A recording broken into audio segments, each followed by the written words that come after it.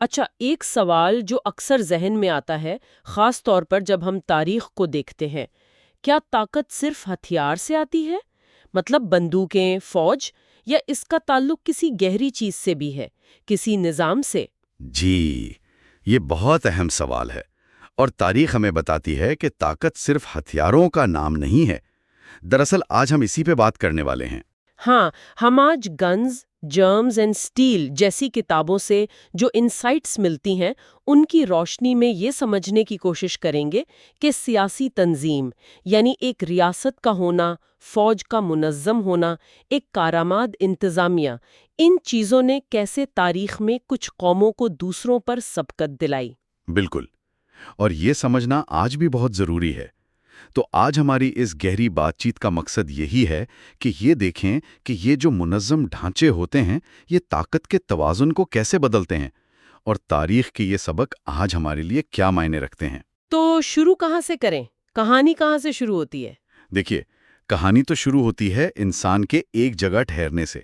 خانہ بدوشی چھوڑ کر جب بستیاں بسیں، زراعت آئی۔ اچھا، زراعت، یعنی خوراک کا مسئلہ تو کسی حد تک حل ہوا ہوگا نا؟ ہاں، خوراک کی فراہمی تو ممکن ہوئی، مگر اس کے ساتھ ایک نیا اور شاید پہلے سے بڑا چیلنج سامنے آیا۔ وہ کیا تھا؟ وہ تھا اتنی بڑی آبادی کا انتظام کرنا۔ اب جو وسائل ہیں ان کو تقسیم کیسے کیا جائے، لوگوں کے جھگڑے کون نمٹائے۔ یہیں سے ضرورت محسوس ہوئی ایک مرکزی اتھارٹی کی، ایک طاقت کی۔ یعنی کوئی ایسا نظام جو قانون بنا سکے، انہیں نافذ کر سکے، ٹیکس لے سکے، اور شاید سب سے اہم چیزوں کا حساب کتاب رکھ سکے۔ مجھے یاد ہے زراعت میں تحریر کی اہمیت پر بہت زور دیا گیا ہے۔ کیا واقعی لکھنا پڑھنا اتنا کلیدی تھا؟ یقیناً، یقیناً۔ آپ ذرا تصور تو کریں، ایک معاشرہ ہے جو صرف سنی سنائی باتوں، زبانی یادداشت پر چل رہا ہے۔ دوسری طرف ایک معاشرہ ہے جس کے پاس تحریری معاہدے ہیں، زمینوں کے ریکارڈ ہیں، کون کتنا ٹیکس دے رہا ہے اس کی رسیدیں ہیں۔ فرق تو واضح ہے۔ بہت بڑا فرق ہے۔ ذرائع میں ایک بڑی دلچسپ مثال ملتی ہے قدیم میسوپوٹیمیا کی۔ وہاں تحریری نظام یعنی لکھت پڑھت نے انہیں اس قابل بنایا کہ وہ بڑے پیمانے پر فوج کو منظم کر سکیں، وسائل جمع کر سکیں، ایسے کام کر سکیں جو ان کے پڑوسی جو لکھنا پڑھنا نہیں جانتے تھے وہ سوچ بھی نہیں سکتے تھے۔ اچھا، تو یہ صرف کوئی انتظامی سہولت نہیں تھی کہ چلو حساب آسان ہو گیا، نہیں، یہ طاقت کی بنیاد تھی، اصل طاقت کی۔ تو مطلب یہ کہ صرف ٹیکنالوجی جیسے بہتر ہتھیار یا اوزار صرف وہی فیصلہ کن نہیں تھے، اصل فرق نظام کی وجہ سے پیدا ہوا۔ بالکل یہی بات ہے، یہی وہ چیز ہے جسے ہم ادارہ جاتی طاقت یا انسٹیٹیوشنل پاور کہہ سکتے ہیں۔ ادارہ جاتی طاقت، اس کو تھوڑا اور واضح کریں گے؟ جی، مطلب یہ کہ طاقت اب کسی ایک بہت کرشماتی لیڈر یا کسی بہت بہادر جنگجو سردار کی ذاتی صلاحیتوں پر منحصر نہیں رہی، بلکہ طاقت ریاست کے اداروں میں سرایت کر گئی۔ اداروں میں؟ جیسے کہ؟ جیسے ٹیکس وصول کرنے کا ایک نظام بن گیا۔ وہ نظام چلتا رہا، چاہے بادشاہ کوئی بھی ہو۔ ایک بیوروکریسی یعنی افسر شاہی وجود میں آئی، جو وقت کے ساتھ زیادہ تجربہ کار اور پختہ ہوتی گئی۔ قانون کی حکمرانی قائم ہوئی، جس سے معاشرے میں ایک استحکام آیا، ایک پریڈکٹیبلٹی آئی۔ اچھا، تو جن معاشروں نے یہ ادارہ جاتی طاقت پہلے حاصل کر لی، وہ زیادہ پائیدار ثابت ہوئے، زیادہ مضبوط ثابت ہوئے۔ تو کیا یہ کہنا ٹھیک ہوگا کہ یہی ادارہ جاتی طاقت تھی جس نے چھوٹے چھوٹے قبیلوں کو بڑی بڑی سلطنتوں میں بدل دیا؟ جی ہاں، بالکل۔ ذرائع اسی طرف اشارہ کرتے ہیں۔ وہ گروہ جو زیادہ مؤثر سیاسی اور انتظامی ڈھانچے بنانے میں کامیاب ہو گئے، وہ اپنے انسانی وسائل یعنی لوگوں کو اور مادی وسائل یعنی مال و دولت کو زیادہ بہتر طریقے سے استعمال کر سکے۔ کیسے؟ وہ بڑی فوجیں کھڑی کر سکتے تھے، وہ طویل مدتی منصوبے بنا سکتے تھے، جیسے نہریں کھودنا، قلعے بنانا، اور نتیجتاً وہ اپنے ان پڑوسیوں پر غالب آ گئے جن کے پاس ایسا کوئی منظم نظام نہیں تھا۔ تو یہ صرف تلواروں کی جنگ نہیں تھی، یہ نظاموں کی جنگ تھی۔ یہ تو بہت دلچسپ نکتہ ہے، اور اگر ہم اس تاریخی تناظر کو آج کے دور پر لاگو کریں تو یہ اصول آج بھی اتنے ہی متعلقہ نظر آتے ہیں، حیران کن طور پر۔ بالکل، آج بھی تو یہی ہے۔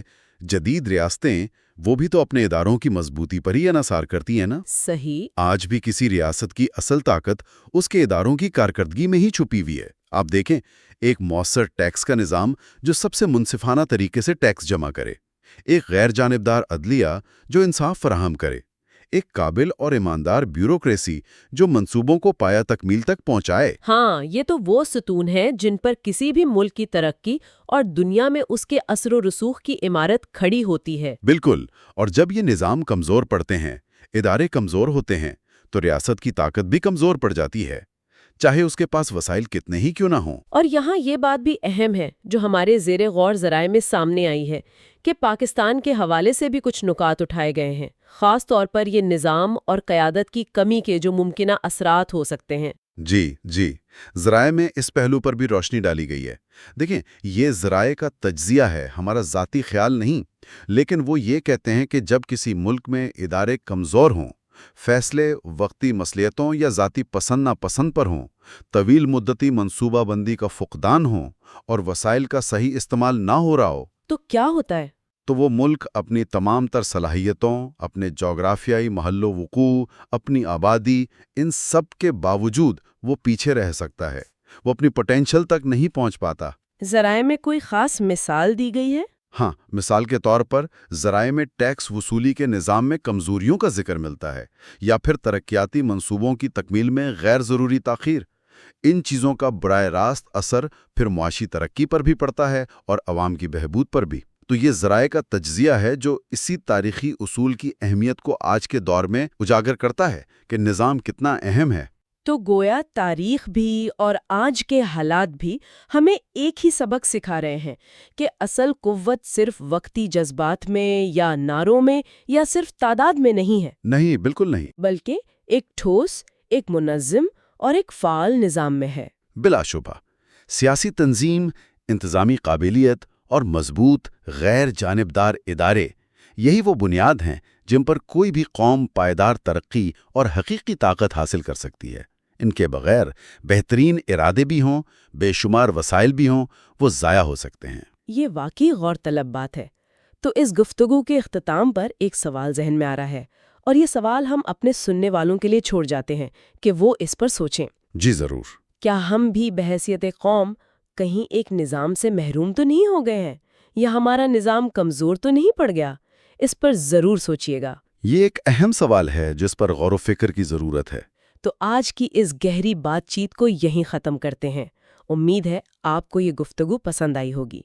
अगर आप चाहते हैं कि हम ऐसे ही मौज़ूआत पर बात करते रहें, तो हमारे चैनल को सब्सक्राइब करना ना भूलिएगा। जी, आपकी समाअत का बहुत शुक्रिया।